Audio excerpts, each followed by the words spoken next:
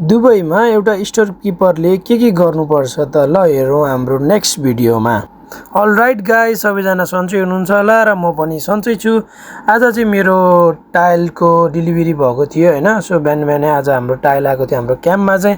त्यही भएर चाहिँ म चाहिँ टाइलहरू हेर्नको लागि भनेर क्याम्पबाट निस्किएँ। आज आफ्नो स्टोरबाट चाहिँ बाहिर निस्किएँ।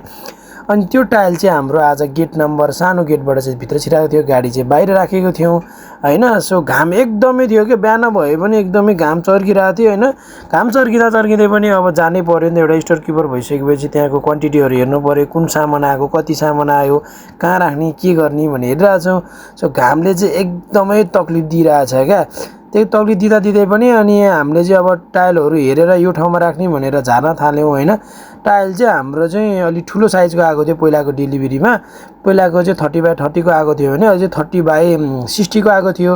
अनि उहाँ चाहिँ मेरो सुपरभाइजर फराज पनि हुनुहुन्छ हैन, उहाँ पनि उभिरहनु भएको छ। सो त्यसै गरी अनि मैले चाहिँ टाइलहरू सबै झारेर अनि त्यहाँ सबै कुराहरू साइनहरू गराएर, डेलिभरी नोटहरू साइन गराएर, इन्भोइसहरू लिएर म चाहिँ स्टोरतर्फ आइसकेँ। धेरै गर्मी थियो नि त, अनि म धेरै बेर बाहिर बसेन। गर्मीले गर्दाखेरि पसिना भइसकेको थियो, हेरिसो पुरै पसिनाले गाह्रो भइसकेको थियो। त्यसैले गर्दाखेरि म स्टोरतिर आएँ। सो आजलाई यति नै। सबैजनाले मेरो भिडियो हेरेर साथ सपोर्ट र माया गरिदिनु होला। Thank you for watching.